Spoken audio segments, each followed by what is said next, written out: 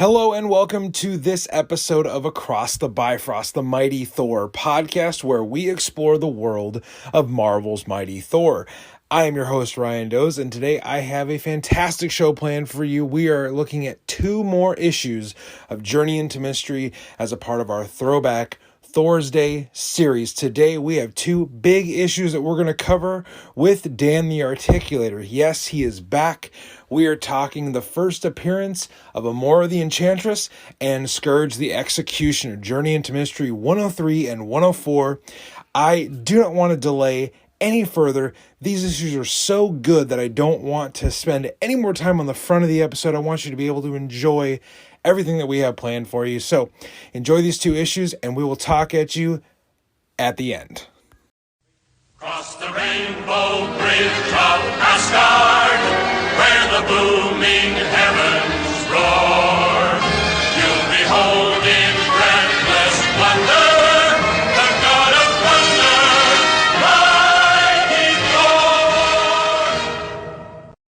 Thor. Okay, listeners, we are here for this week's edition of Throwback Thor's Day. We are jumping into two amazing issues. I know I say this every week, but truly today, issues 103 and 104 of Journey into Mystery are special. We get some very significant first appearances, and I brought back one of our friends on the podcast who, this is not his first appearance. This is his, I think when you just did the math, it's his third and a quarter appearance. We brought back Dan, our friend Dan the Articulator, to talk about these two issues of Journey into Mystery. Dan, how the heck are you tonight, man? I'm excited, actually. This is going to be a treat because I actually love the Enchantress, and I don't think I ever read the first appearance of the Enchantress. So thanks for giving me an excuse to do so. Anytime. Yeah. That's, Dan definitely just included the most exciting thing about these few issues that we're going to cover tonight. We get the first appearance of famed Thor villain, the Enchantress. So she's one of my favorites. I know she's one of Dan's favorites. And hopefully, if you're listening to this right now, maybe you've heard her name, but maybe you don't know her origin. And we are going to jump into that in just a few minutes. But right now, I'm going to break down some of the noteworthy things about these issues before we get into our page by page breakdown. So the first issue we're going to cover tonight is Journey into Mystery number 103. It is entitled very, very obviously and overtly, The Enchantress and the Executioner.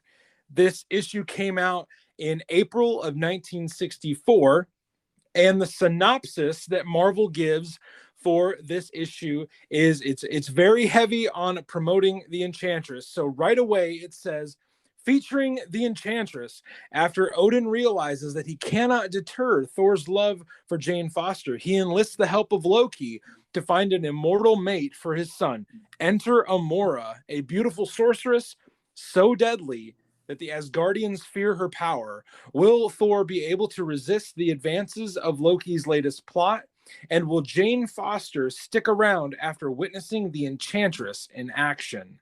So we are in April of 1964, quite a while ago, many, many decades. And we have been lately trying to give you more of a context for when these Thor issues, these issues of Journey into Mystery, are coming out. So like we've been doing, I want to share a few other issues that were coming out this month in the Marvel Universe in April of 1964. These are very eventful issues, especially for this month. So the first one that really jumped out to me was Fantastic Four number 25. When the Hulk takes his latest rampage to the streets of New York City, we witness the battle we've been waiting for. The Incredible Hulk versus the Thing again. So, big showdown between the Hulk and the Thing in the latest issue of Fantastic Four in this month. We also get Amazing Spider-Man number 11. One of Spidey's most notorious foes returns. In this issue, we see the return of Dr. Octopus. Then, we mentioned earlier that this is the first appearance of the Enchantress. We also, this month, in Tales of Suspense, number 52, get the first appearance of another famous female in the Marvel Universe. Natasha Romanoff makes her first appearance in Tales of Suspense, number 52, alongside Tony. Iron Man faces the Crimson Dynamo, and we see the origin of the original Spider-Woman in the Marvel Universe. So, lots of eventful stuff happening in April of 1964 in Marvel Comics. We did this with Eric last week, and I want to ask Dan. Dan, if I handed you 15 cents and said, go buy a book that is not Journey into Mystery, which one of those 3 issues are you going to pluck off the rack and just, rifle through until the pages are, falling apart? Which one of those are you going to pick up? It's got to be Spider-Man. I mean, okay. I feel like so many comics of this decade are only, I don't want to say only as interesting, but the villains really make the stories. And Dr. Octopus is the quintessential. I mean, he's Spider-Man's Joker. Like, I really would be looking forward to seeing Dr. Octopus coming back and seeing, what his future entails. Because he's, they're clearly at this point, imagine seeing that happen and being like, oh, they're going to set this guy up to be a big Spider-Man villain. So I'm definitely picking up Amazing Spider-Man 11. That's me. So I love me some Dr. Octopus. Alfred Molina in the second Spider-Man movie was, oh my gosh. Like, I had no idea who Dr. Octopus was before that movie came out because I wasn't really much of a Spider-Man guy. But when he played that character, I was just like, oh my gosh, who is this villain? And where in the world can I learn more about him? Yeah. So we're very, very shortly removed from Otto Octavius's origins in Amazing Spider-Man. I mean, starts out with so many phenomenal villains. Like, he's only 11 issues in, and you're already getting multiple appearances of Dr. Octopus. That's spectacular. Yeah, exactly. And there's so many crossovers of other villains in other comics, and I really, it's cool when you see that crossover. Like, looking ahead in Journey into Mystery, you'll see some, hey, that's not a Thor villain showing up in Thor comics. But I like that Spider-Man really just has his own rogues gallery, and I mean, it rivals Batman's in my book. So I love seeing Spider-Man villains. That's just my favorite. So I was just about to include that. I'm like, okay, who's got a better rogues gallery, Spider-Man or Batman? I have asked this question to a group of nerds, and I have been yelled at for even comparing the two. And that really, what? It's no comparison apparently. Batman. I mean, when you think about it, Batman, I guess they kind of convinced me that Batman does have a better rogues gallery, but I don't know. Before I was yelled at and told otherwise. Okay. I was feeling like Spider-Man, his baddies can hold their own, but. Okay, well, yikes. Apparently it's not as debated as I thought it was.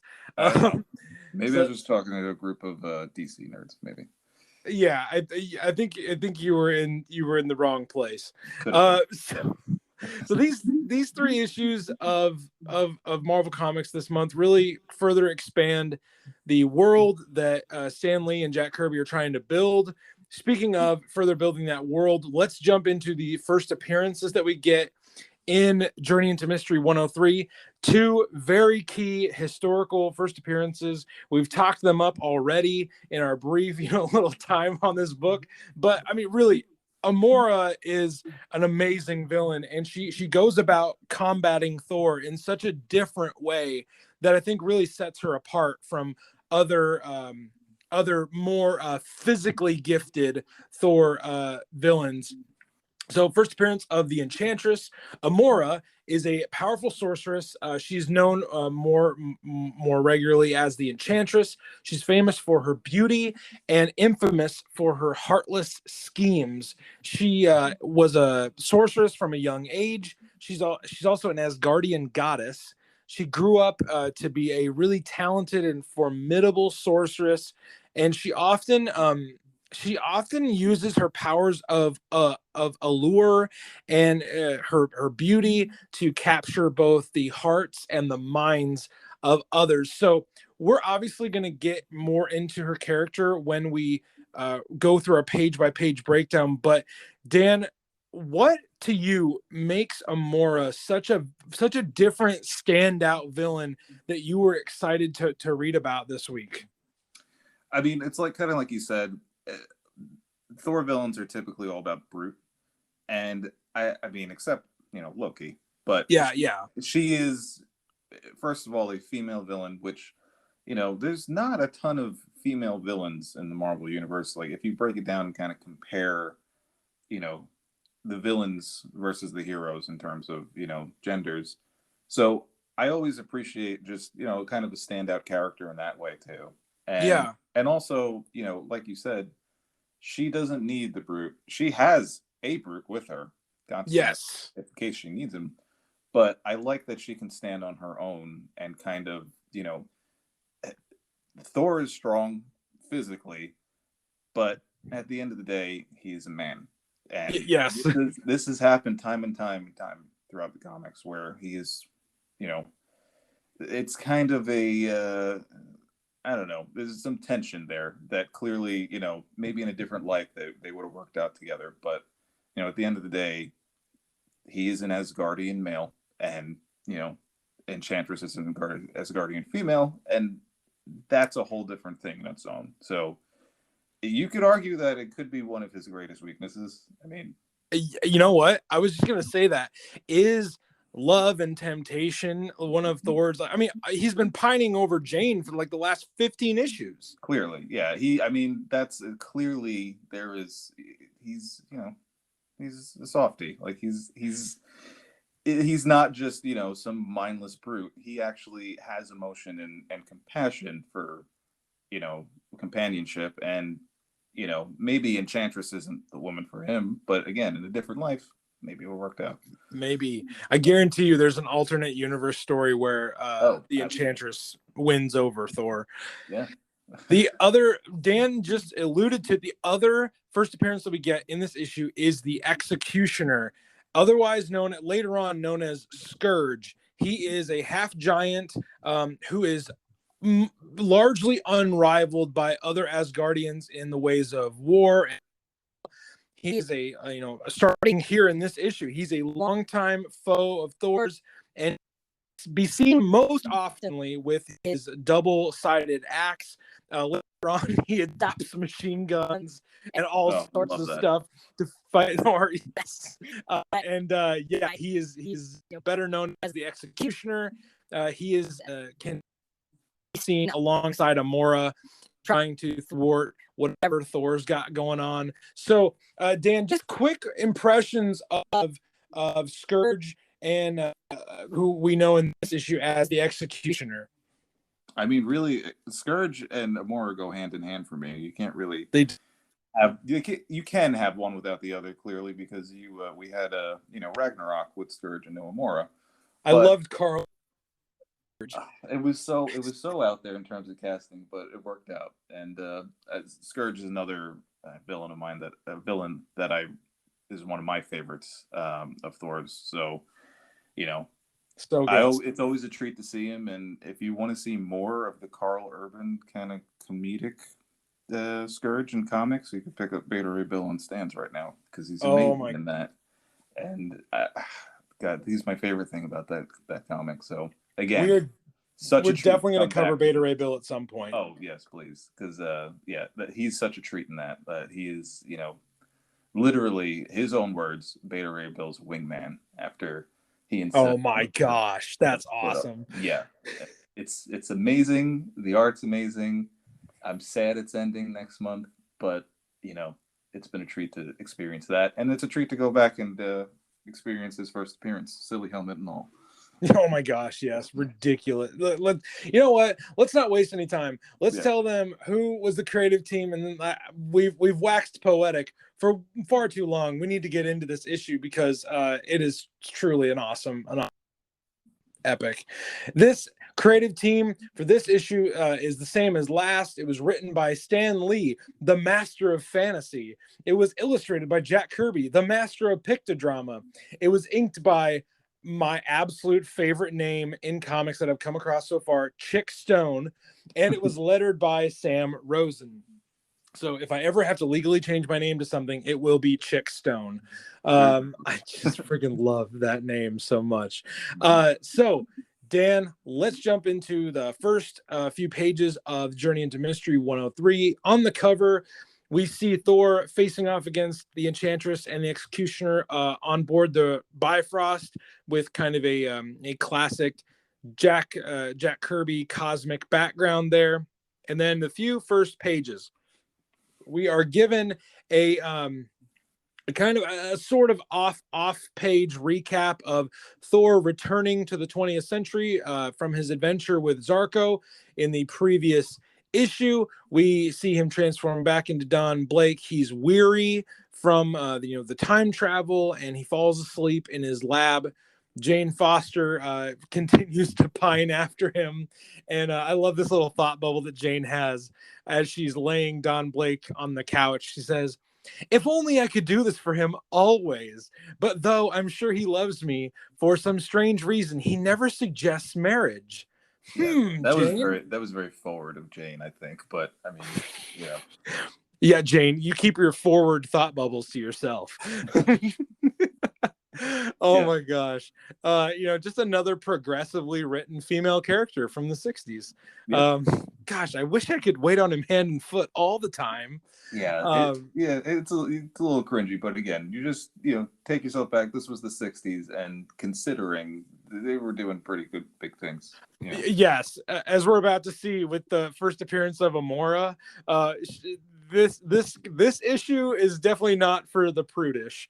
Amora kind of ramps up the sex appeal of this book by quite a few notches. We get to see a recap of Thor's last encounter with Zarko as he is sleeping, and then we go to Asgard. Odin is still frustrated that Thor is continuing to seek the heart of Jane Foster, and of course Loki's right there. Loki's got ideas. He's willing to throw his 2 cents in there, and Odin, being kind of a dum-dum, he says, well, hey, what are some of your ideas, Loki? And Loki says, perhaps if Thor meets one who is more beautiful, more desirable, he will forget the mortal girl. And here in Asgard, there is such a one. And of course, Odin, he's like, oh, of course, the Enchantress. He knows exactly who the most beautiful woman in Asgard is. Loki goes to Amora, and they have an exchange where they determine that she's going to go try and win over Thor, and Loki is conspiring with her. So, Dan, as we kind of get the setup for this issue, what did you think of the first few kind of glimpses and panels of Amora and Loki kind of conspiring together? The costume is not a costume I was familiar with. I mean, it's so weird seeing her not in green. Yeah, first off, it's kind of green and pinkish, kind of fuchsia. It's a green pink kind of motif a little bit, and then she appears. Well, I don't know if I'm jumping ahead, but next appearance she's also out of her color. So, I think first of all, Odin really needs to stop listening to Loki. Yeah, Loki's been by his side the last 4 issues. Like, dude, weren't you chained to a rock just a little bit ago? Yeah, and we'll get into it in the next issue. But he continues to listen to Loki. Stop, Odin. It makes Odin kind of look dumb. It does, yeah. And very very forgiving, but in an ignorant way.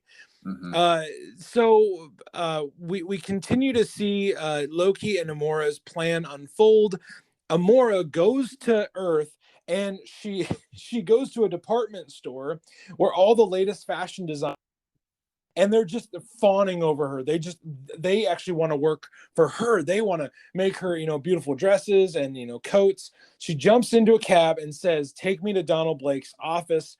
And she shows up at Donald Blake's office, and she immediately starts to put the moves on a very concentrated Don Blake. And she even tells Jane Foster that her name is of no importance, and that you may leave now, so that she can put the moves on Don Blake. She kind of feigns having problems with her hand and her neck, and then she lays a kiss on Don Blake as Jane is walking back in the door, and Jane runs out. and Amora has she's kind of gotten some stuff to work. Sorry, Dan, I cut you off right there. Oh no, I just was adding. I just said busted because I mean he did get busted, and there's a nice big onomatopoeia bubble of slam of Jane walking away or slamming the door, I guess, after seeing that. So Jane's like, okay, I've had enough of this. And to her credit, she's been super patient with this guy, for a long time. Mm-hmm. But Amora, her plan didn't completely work because Don doesn't stick around with her. He goes after Jane. So Amora adds a wrinkle to her plan. She goes back to Asgard and she gets the services of her big, ugly, strong henchman, the Executioner. So first glimpses of the Executioner, Dan. Yikes, does he have a mug? Oh yeah. Yeah. He looks like they kind of just took him out of like a mobster setting. Exactly. And him in Asgardian armor. Yeah, he's mug indeed. And we find out that he's willing to do anything for Amora. So Amora kind of uses her powers of allure to get the Executioner to go to Earth himself and chase down Jane, where then we move to a long sequence, a long fight scene between Thor and the Executioner, where the Executioner actually uses his axe to cut open a portal to send Jane into a limbo area to it's halfway between this world and some other kind of holding place. And then Thor and the Executioner go to their battle. So this battle starts to unfold. Dan, we see Thor and the Executioner go one-on-one.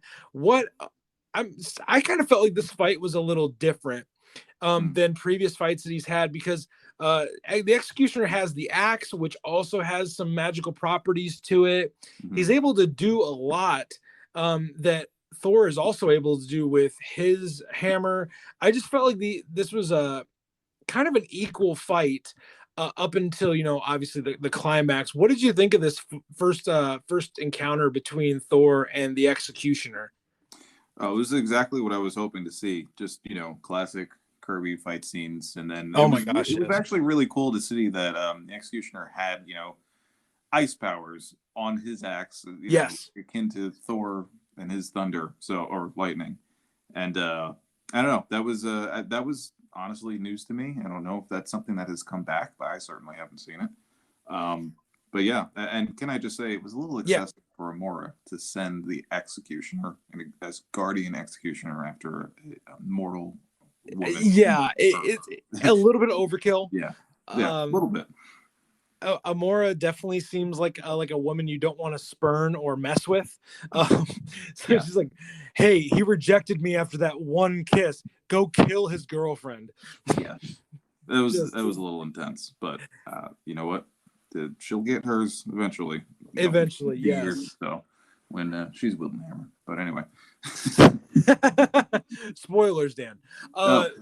So we then get to see a turn in the fight where the Executioner and Thor get into more of a conversation, and the Executioner tries to make a deal with Thor where he uses Jane as leverage, that if Thor will drop the hammer, the Executioner will bring Jane back from limbo, and Thor knows that the Executioner is not going to be able to lift a hammer.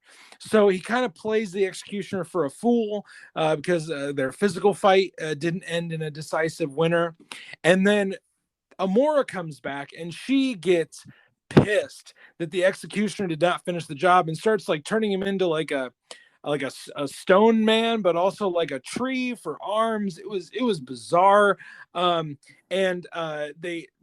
Asgardian villains, they say they're going to defeat Thor, but they end up getting sent back across the Bifrost to Asgard. So the climax here, Dan, what did you think about the twist on this, where the Executioner tried to kind of play Thor for the fool, and then Amora comes back only to be beaten by Thor? What did you think of the climax of this issue's conflict?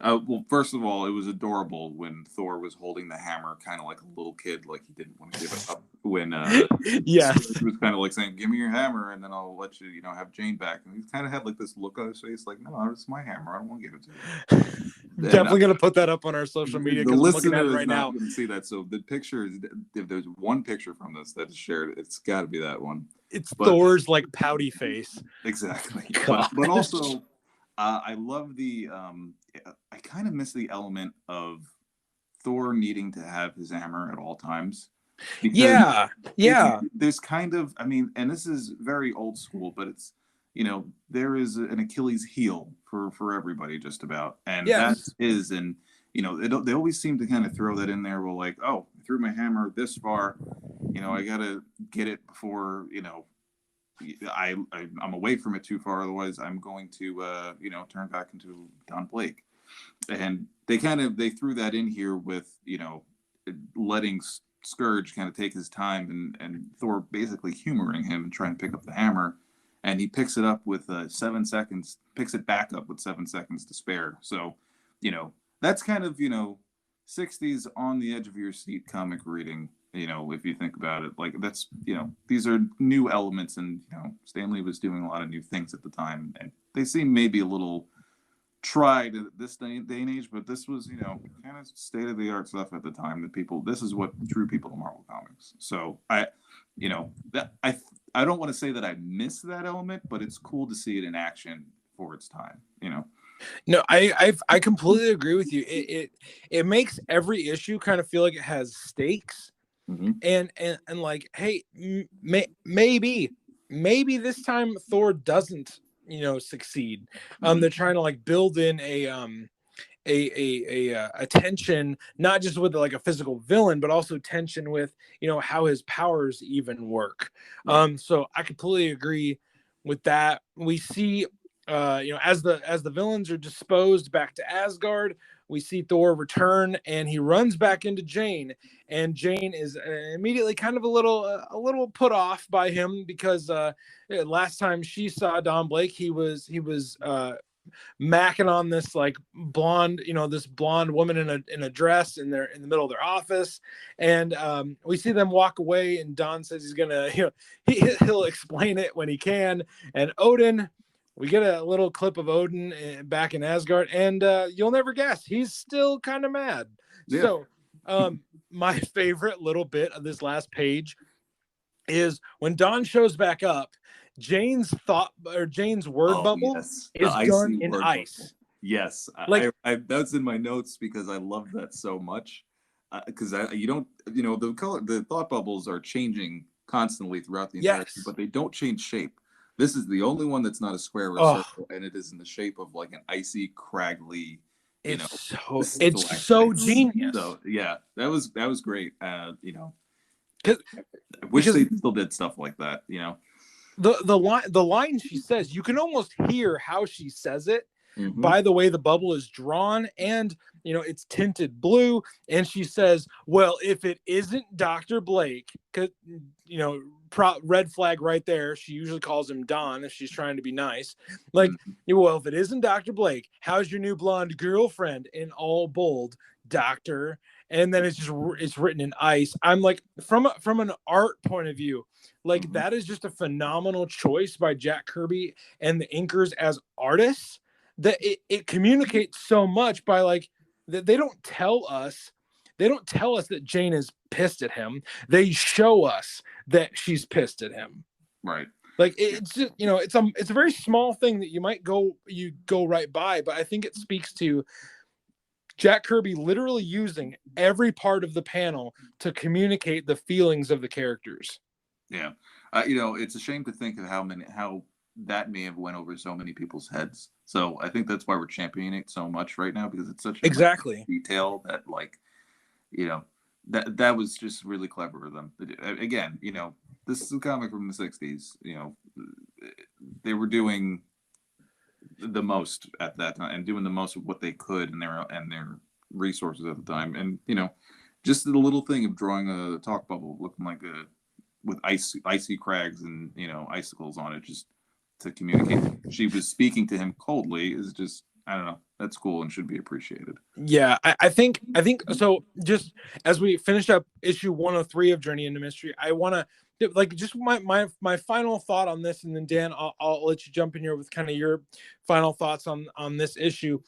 I think sometimes when people look back on these 60s and maybe even some 70s comics, they can maybe say like, oh, well, everything's done so overtly, everything's done so obviously, like, like we're dummies reading this. And, almost like there's no nuance in these comics. This is an example. And I'm going to go back to this talking bubble that, Dan and I have now ranted on for about 3 minutes. Where this speech bubble is an example of how even in these early issues where they're very overt with things and they tell you everything that's going to happen, Jack Kirby and Stan Lee added in a little bit of nuance, a little bit of flavor in not only what they were presenting, but how they chose to present it. So that's just kind of my final thought about 103. And, the fact that the Enchantress and the Executioner are finally here and we get to see them regularly in this book now. Dan, what were kind of your final thoughts about issue 103?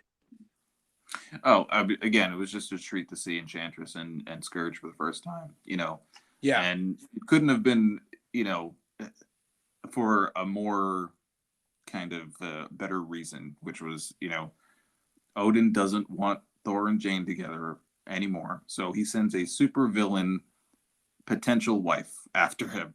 That what Odin hopes to be, potentially lover for Thor, and in the form of a super villain. It's the most Odin move ever. Yeah, it is very. I mean, yeah, we can talk all day about Odin's choices on how he raises his parenting styles. But yeah, I mean, he's type A narcissist. He's a type A narcissist. Yeah. That's fantastic. Yeah. Well, let's let the narcissism train roll on into Journey into Mystery 104. This issue is entitled Giants Walk the Earth. And speaking of Odin, we get a lot of Odin in this issue. We get some significant things from Odin that we haven't seen him do yet. So this issue of Journey into Mystery came out in May of 1964. And the synopsis from Marvel goes something like this.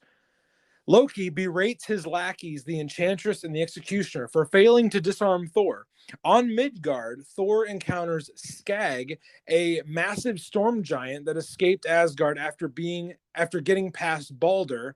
Now, Thor and Balder must defeat Skag and his fire demon before mortal life is lost. So, this month in Marvel, in May of 1964, some other books that were coming out on the same stands as this issue of Journey into Mystery. We get to see more from X-Men, more from Avengers, and from the Fantastic Four, the 3 issues that really jumped out. X-Men number 5. Let's just get a brief synopsis of that issue. Abducted to Asteroid M, Magneto's got an X-Man in the clutches and a team of underlings waiting for the rescue party. So another Magneto heavy story. We get a lot of the Brotherhood of Evil Mutants, and I believe Angel is the one that is held in the clutches of the Brotherhood in that issue. We also get Avengers number 5. The Lava Men have a burning desire to conquer the world, and it's up to the Avengers to stop them. This issue guest stars the Hulk. So if you've been listening to these Throwback Thursdays, the Lava Men may sound familiar to you, as about 8-9 issues back, we got an issue where Thor fights the Lava Man, and now the Lava Man is back to fight not only Thor, but his Avengers co-workers. Then Fantastic Four number 26. This issue is my goodness. I can imagine this one sold very well back in the day because about everybody is in this book. The Hulk continues his rampage through New York City, but the Avengers have arrived to challenge their former member. Can the FF and the Earth's mightiest heroes work together to stop the Jade Giant? So we get to see in that issue the Fantastic Four and the Avengers team up to stop the Incredible Hulk. Okay, Dan, I'm giving you 15 cents. You got to go get one of these books. Which one of these big star-studded team books are you going to grab?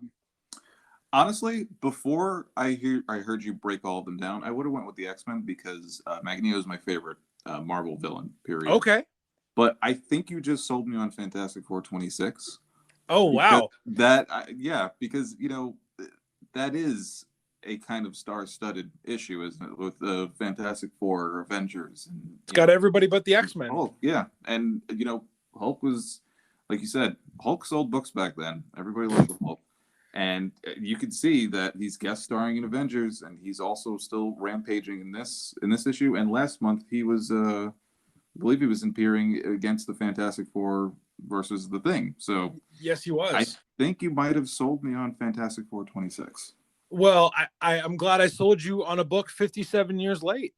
Yeah, no, it's really awesome to see how, again, Stan Lee and Jack Kirby and all the creators at Marvel at the time, they're crossing the streams of this Marvel universe so effortlessly, and they're crossing over to build this larger world on a monthly basis. Like the Incredible Hulk at this point, he's not only a Avenger. In fact, it even says here that he's a former member of the Avengers, which they're in issue 5 of Avengers. I don't know if you can be a former member, that early on in the run. That seems kind of nuts. But we have 3 great issues here. I think, yeah, I would go with Fantastic Four number 26 as well. That just, it kind of ticks all the boxes. You get to see, Iron Man, Captain America, Giant Man, Wasp, and Thor team up with the FF to take on Hulk. Hey, Stan Lee, you got my money. Just take it. Yeah, fantastic collaboration there. This is, let's jump to our first appearances. Not really anything significant here for first appearances. This is the only appearance of Skag, the Storm Giant, which, Dan, I got to get your thoughts. Is Skag like an intimidating name, or is it just the worst name it just sounds gross to me. It sounds like Scab. Yeah, yep. Exactly. That's not a name for a giant, but, we did get Surtur too, but he was also in different form, I think, than we're used to seeing. So, okay, I did a little research on this because I was like, okay, in my research, it was like, this issue of Journey and Mystery was not Surtur's first appearance. And I was like, well, where the heck was his first appearance then? Did I just completely miss this? His first appearance was in the first Tales of Asgard story. Yeah. So, he appears very briefly in that, and we even get to see a fight between him and Odin in one of those stories, which I mentioned this last week, listeners. If you are one of the people out there waiting for me to cover Tales of Asgard, I have got a fantastic big project in the works right now for that. So be sure to keep a look on your podcast feed, and we will cover Tales of Asgard at some point. The creative team. I'm going to read it in the Stan Lee hyperbole way. The creative team. This is a tale so powerful in concept, so dramatic in scope, that only the inspired talent of Stan Lee could have written it. Only the gifted hand of Jack Kirby could have illustrated it. Again, inked by my hero and yours, Chick Stone, and lettered by Sam Rosen. So just a few notes beforehand. Like I said, it's the only appearance of Skag. This is not Surtur's first appearance. And we get to see kind of the fallout of issue 103 here on the first few pages. So let's jump into number 104, when giants walk the earth. So first page, we get to see kind of Loki be really frustrated with the Enchantress and the Executioner. Loki even says on the first page of the issue, "My plan was perfect, and yet you bungled it. Thor outsmarted the two of you." And Amora even responds with, "The mighty Thor is more powerful and more wiser than you suspect, Loki." Loki responds with, "Bah, Out of my sight, both of you. I will listen to no more talk. None are wiser or craftier than Loki. So Loki plays very heavily into this issue, but he's very frustrated right now. We jump to Odin, and Odin has a few speech bubbles in here that really just continue to deepen his frustration with Thor. And Loki is right there speaking, speaking his lies into Odin's ear. And we get kind of the crux of the issue. We're gonna see Odin go to Earth because Loki suggests this. You have but one course to take, noble Odin. You yourself must go to Earth and assert your authority in person. Odin says, I visit Earth after all these ages? By Asgard, your suggestion strikes my fancy. And now we're going to get to probably Dan and I's biggest frustration with this issue. Shall I do it? And by my absence, I invest in you with a portion of my power. Loki, you shall rule Asgard till my return. I don't understand. In one panel, he is literally saying to his face, I have to go help my favorite son. And then giving him part of his power and then just leaving him to that. I just don't think that he's fit for king, Odin. I think that there needs to be some kind of discussion while he is on Earth as to what we're going to do when Odin gets back, and the kind of conversation that needs to be had with his choices. Okay, I'm actually gonna take a little bit of a comeuppance with the writing here. How in the world does this logically make sense? That Loki has legitimately had four major appearances where he has gone to Earth and tried to cause, he's caused mischief all over the world at this point. He's tried to end Thor so many different times, and Odin is so willing to give him power after Loki has been punished so many times here. Why in the world does this make sense? Or does it just not, and we're gonna gloss over it? I almost kind of think it, and maybe I'm being an apologist for the writing. I do agree that this is not the best. To see this over and over again is a little ridiculous. But it also kind of makes you think: is it that Loki is getting in Odin's ear and taking advantage of the fact that Odin is so self-assuring of himself that Loki's kind of maybe getting in the back of his head and giving him the faintest idea of something where Odin could grab hold of it and be like, oh, that was my idea to do that. It kind of feels like maybe that's what's happening. Again, maybe I'm reaching, but that's the only way that I can make sense of it. And that's the only way that, that you can kind of continue to go through this and make sense of why this keeps happening. Because Loki just plays into Odin just enough to where he's giving him he's planting the seed of these ideas, and Odin's taking it and very quickly nurturing it into a giant tree of, this is what I'm going to focus on in this issue of Thor, basically. Because that's what I just like I talked you into Fantastic 426. I think you've talked me into that idea that Loki is such a tactful trickster that he can even convince Odin to give him power that he definitely does not deserve. Mm-hmm. Yeah. So yeah, you know what? I'm on board with that, Dan. I like that. I mean, again, it's the only way that we can go on without ripping our eyebrows out, basically trying to make sense of why this keeps happening to Asgard and Odin. So. And listener, if you are thinking like, guys, come on, this comic came out like 50 plus years ago. It's like, well, we weren't podcasting back then. Right. So we're going to rip it apart now. So this is, let's iron it out and move on. Yeah. So let's jump back in. We see Jane and Don Blake kind of they're both pretty exhausted. Jane gets sent home for the day, and Thor goes about the city kind of checking things out. He even suspects that he has to stay vigilant as long as Loki is still alive. He never knows what Loki could be up to. We jump to a shabby section of town, as the issue says, and we see a bunch of muggers try attack this white bearded man in a large green suit, and instantly the muggers are thwarted, and they cannot deal with this old man, and it's clearly Odin in a earth disguise. We jump back to Asgard real quick, and Loki is going a little power mad. He's going a little power hungry with this, this ounce of Odin force that he's got, and he releases Skag and Surtur to deal with Odin, to deal with Thor once and for all, so that he can rule Asgard for all time. And we at the bottom of this page 5.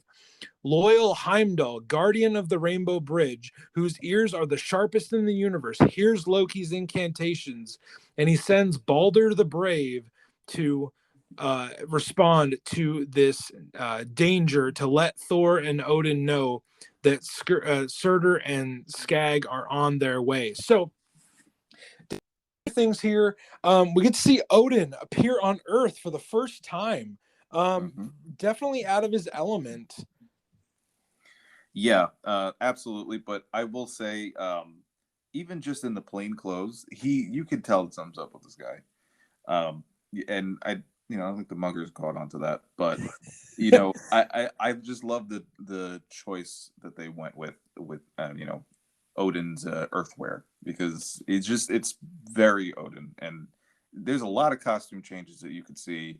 I think he might have prepared for this. I picture that, like, he kind of like maybe stopped off and maybe Loki advised him on what to wear while he was there. I mean, he's wearing green after all, but yeah, it does resemble the outfit that Loki has worn on Earth a few times. Mm-hmm. That is kind of odd. I didn't even put that together. That's good. We also get the first real spotlight of Balder in this issue, as Balder is the one that's sent from Asgard to Earth to warn Odin and Thor of what is coming. So just first impressions of getting to see Balder in a story. Yeah, I mean, Balder plays big into Thor's mythos, going down the line, and it is kind of cool to see him. Loki's pulling from the 9 realms to kind of wreak havoc on Earth, and Balder and Heimdall are doing their own thing to be able to kind of back up Thor. So you got, I really like when the more Asgardian elements and the 9 realm elements mix into Midgard, going on there. So I welcome Balder to help out here. Yeah, for sure. So speaking of Balder, we see him arrive in New York City.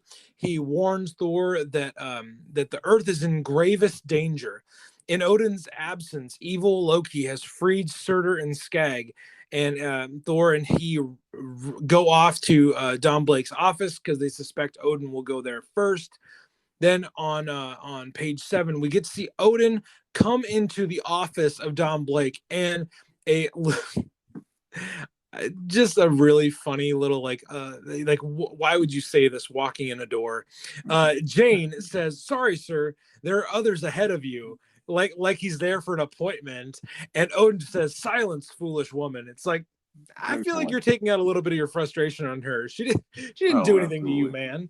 I think Odin, we could talk about Odin and all day about how he treats people, but you could see that on full display here, and just how he walks into a doctor's office and just tells somebody basically to shut up.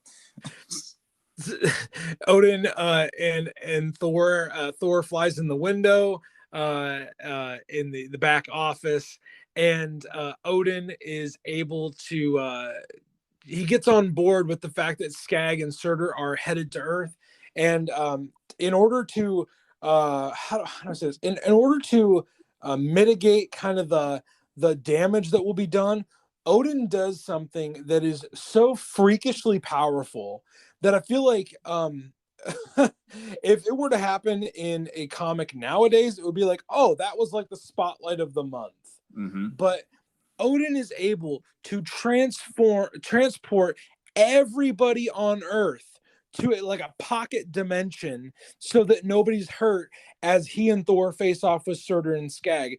This bottom panel on page 7 is so crazy. Like, it's so cool. You get all of mankind is like in this like beam of like I don't know, it's like a funnel, just bringing everybody into this pocket dimension so they don't get hurt. And you see people, from all different parts of the world in this panel. Just stellar Kirby stuff right here on this panel. Yeah, absolutely. I mean, he nobody does space like Kirby, and he does. You get a little bit of the what you would see, basically the entire population of Earth leaving. What that would look like. That's such a good panel. Mm-hmm. We go back to the conflict between Thor, Odin, Balder, and Skag. Initially, we see Balder and Skag actually fight first, and Balder is able to destroy Skag's big club that he says, I believe, is like 10 tons or something like that. Yeah, it's a 10-ton war club that Balder shatters, and then Skag is still able to use the handle of the club to summon like a typhoon wind, a giant water spout, to try and fight off Thor and Balder. And we see Surtur get into the fight. He throws a giant fireball at Thor's hammer, which knocks Thor into the water. And then we see Odin join the fight for the first time in these main stories. Odin proclaims, "It is time for Odin himself to enter the battle. First, I command the bed of the sea to soften beneath the feet of Skag." So then we see Skag start to sink to the bottom of the ocean, while Surtur goes off to the Arctic. He's got plans up near the Arctic Circle, while Skag tries to summon a storm big enough to start to demolish the world slowly. So, Dan, we get this, the start of the conflict between Surtur, Skag, and the Asgardians.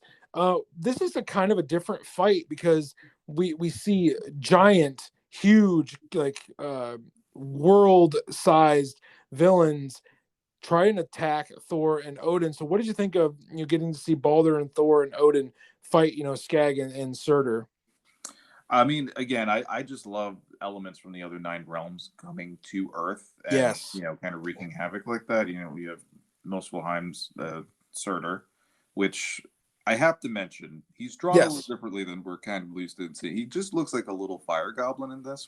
He's got like a pot belly. And again, we've seen Ragnarok. We've seen Surtur in more recent comics. He is a towering, massive, intimidating fire demon.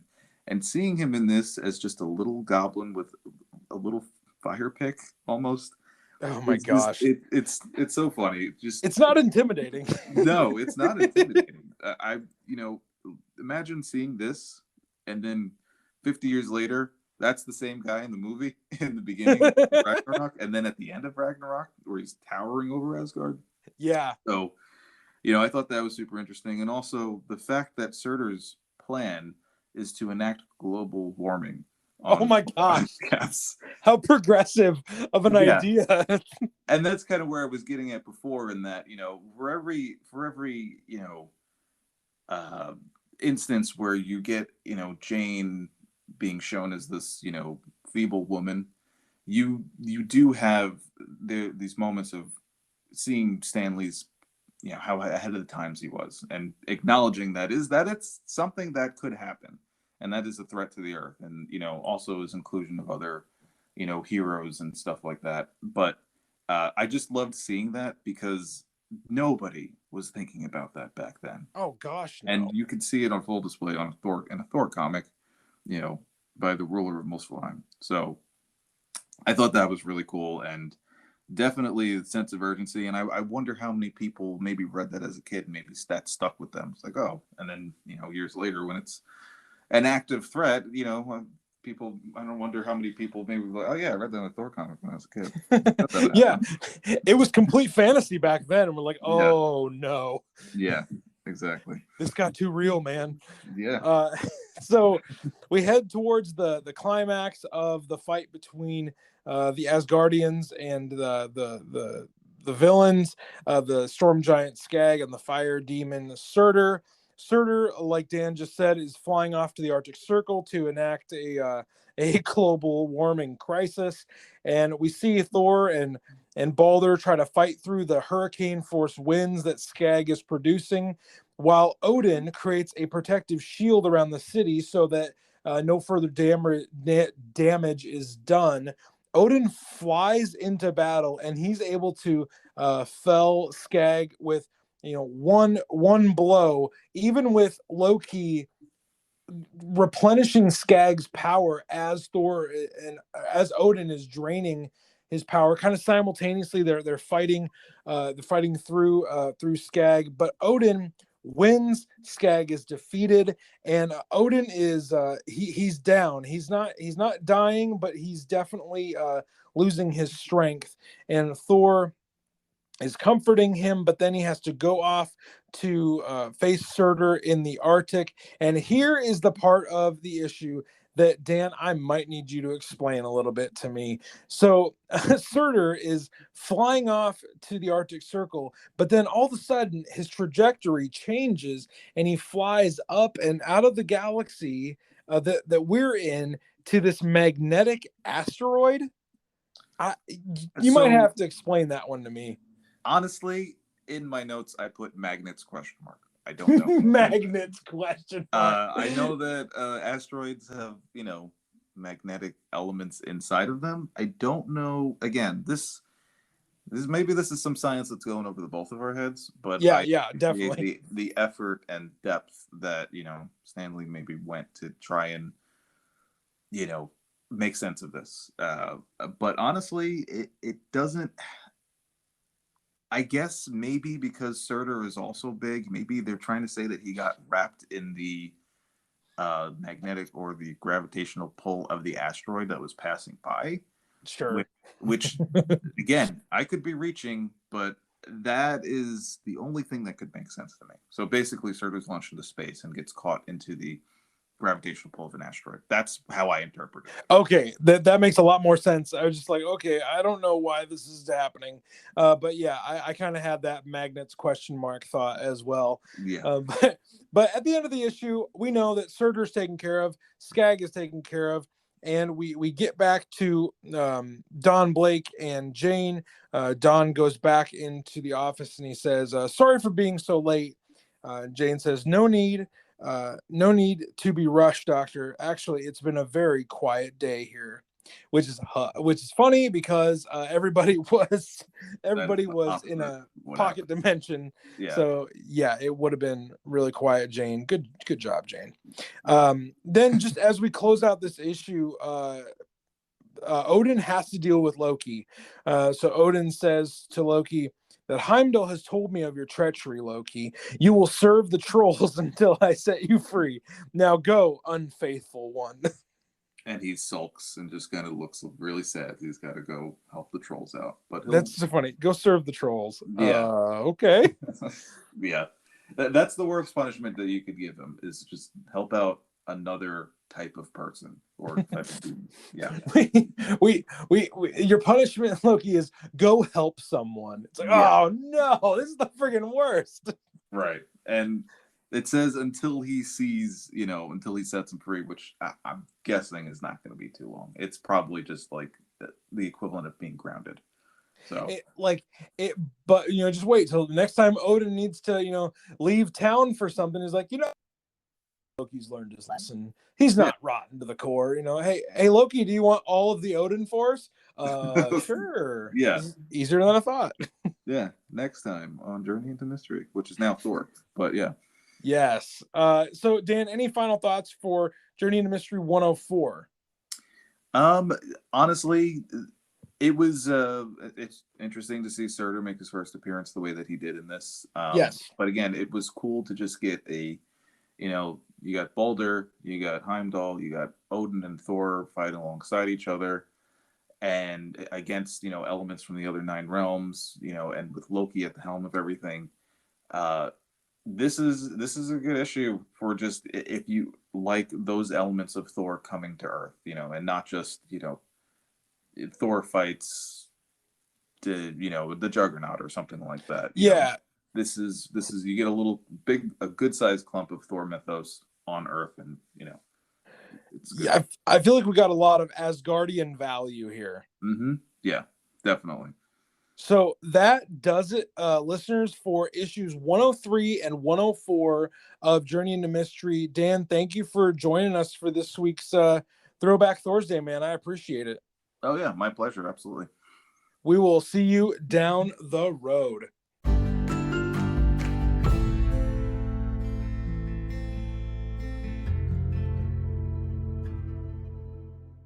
That does it for the show today, everybody. I hope you enjoyed these 2 issues of Journey into Mystery.